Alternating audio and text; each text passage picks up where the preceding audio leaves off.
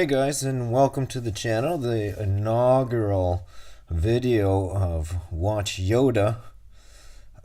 This is all shot on my iPhone, edited on my iPhone, so we're on a budget, so we make do. I have a day job. But thanks for tuning in. Today I wanted to tackle a question about what makes a vintage watch vintage and a modern watch modern. Today I have my Rolex reference 14060, and I just feel that this particular model and particular watch is sort of caught in no man's land. It's not particularly vintage, nor is it modern, as you can tell. It's well cared for and well loved, especially if you look at that matte gray bezel. To help us answer this question, I brought along a couple friends. To the left is a 1963 Omega Railmaster reference 135.004, and to the right I have a 1967 Omega Speedmaster Professional reference 145.012-67. Today I want to review a no-date sub, but I also want to go into the particulars of this exact timepiece. The Rolex Submariner was first introduced in the early 1950s and made especially famous by some guy named James Bond. Today's reference 14060 was brought out in 1990 and was the replacement for a well-loved and well-aged / respected 5513, which was released in 1962. The 14060 brought in sapphire crystal applied indices and the Rolex Movement 3000. In 1998, an M designation was given to the reference when it brought in Movement 3130, which was then retired in 2012. And now, finally, there's the modern Rolex reference 11460, which brought in a ceramic bezel, maxi case, and maxi dial. I also really take love in Omega, and so Rolex is just really new to me. But what drew me to this piece was the feel that it was vintage, but yet had some modern features and conveniences. Firstly, I really think it was the bezel that drew me to this piece. Matte gray faded bezel insert made of aluminum, with that lume pip at 12 o'clock, which is starting to age.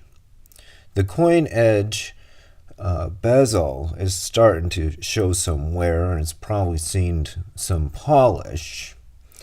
The bezel is able to rotate counterclockwise with 120 clicks per rotation. We have a nice lume pip on the bezel. The dial for this piece is a tritium dial. As you can see, the lume is fairly white, maybe starting to go to an off-white or cream, but compared to the tritium dials, especially on the Railmaster, you can see that hopefully at some point we get some nice patina. The dial clearly says Rolex and Oyster Perpetual, which it has for ages. Also Submariner and 1,000 feet or 300 meters near the bottom. It does have a Swiss. We see nice lugs with the Rolex at 20 millimeters. For the Railmaster, approximately 19 millimeters, and the Railmaster's probably seen some polish. For the Omega Speedmaster, that's 20 millimeters, so about equal to the Rolex. 39 millimeters for the Railmaster, 40 millimeters for the Rolex, and 42 millimeter width for the Omega Speedmaster Professional. We have a nice lume pip on the bezel, white gold surrounds on the dial. Compared to a matte dial and written text for the Omega, and the Omega Speedmaster has an applied marker.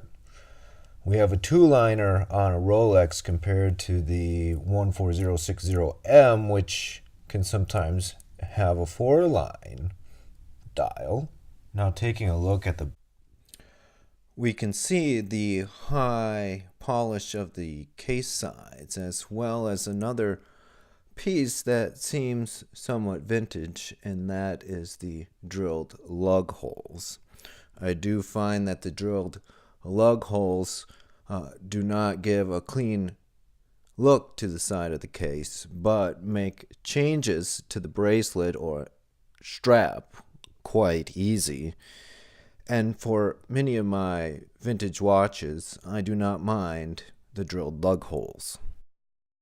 Back of the watch, we see that we have the bracelet has hollow links, which has been quite a debate for a lot of people for some time.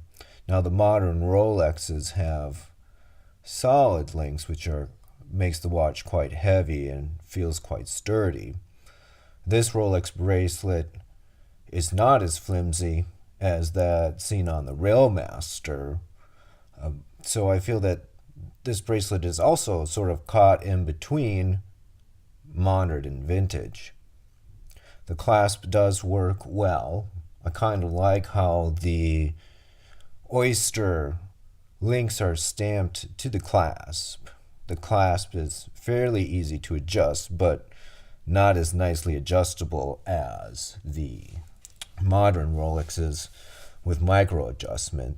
The brushing is quite nice, and the polished side links are also quite nice.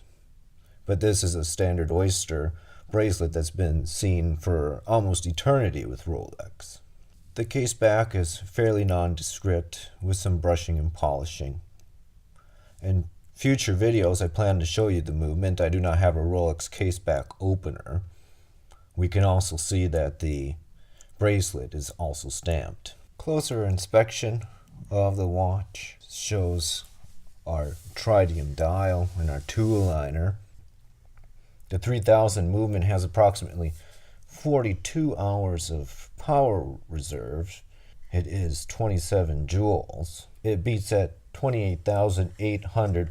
Closer inspection of the watch shows our tritium dial and our 2-liner. The 3000 movement has approximately 42 hours of power reserve. It is 27 joules. It beats at 28,800 vibrations per hour. Has a flat hairspring, whereas the modern Rolexes have the modern parachrome hairspring. Movement thickness is approximately 5.8 millimeters. Again, we see the coin edging of the bezel, the crown guards, some fairly nice lugs, lume pip, white gold surrounds in good condition, our 2-liner dial. I'm also trying to show the lacquer of the Rolex dial. It seems to give a good contrast to the matte gray bezel insert. However, you might see some imperfections in that lacquer, which can happen over time, and made particularly famous by Rolexes in the 1980s, where the lacquer is cracked and now are considered spider dials. The rehaut on this model is not engraved, unlike the later M versions of the 14060.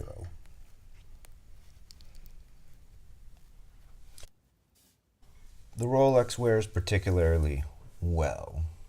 My wrists are approximately 6 inches in diameter, and 40 millimeters is quite nice. Maybe you could argue that 38 or 39 millimeters, like the Railmaster, would even wear even better. The profile is nice and slim, so fits under a cuff. And although some may not like the hollow links of the bracelet, it wears particularly light. For me, I think the Rolex non-date plays many roles. It can dress up quite well for dinner. It can go diving, although for me the depths will mainly be at the kiddie pool. But still, I feel that this has some vintage charm to it, but I wouldn't consider it a vintage watch. I think it is more modern, mainly because of the sapphire crystal, gold surrounds, and the 3000 movement. However, it does have some vintage charm. Will it be vintage someday? Of course it will. Will it be highly increased in value? That remains to be seen. Lastly, for a Rolex, this is probably one of the easiest and least costly way to get into a Submariner, with cost roughly 40% of what a true vintage birth year sub would be for myself. So on that note, I think I'll consider our time here done. If you like this video, please comment below and please subscribe. Let me know what you feel is a vintage timepiece and what is modern. Also, let me know what other watches you'd like to see on the channel. Follow me on Instagram and you'll get a sneak peek of what's yet to come. Thank you so much.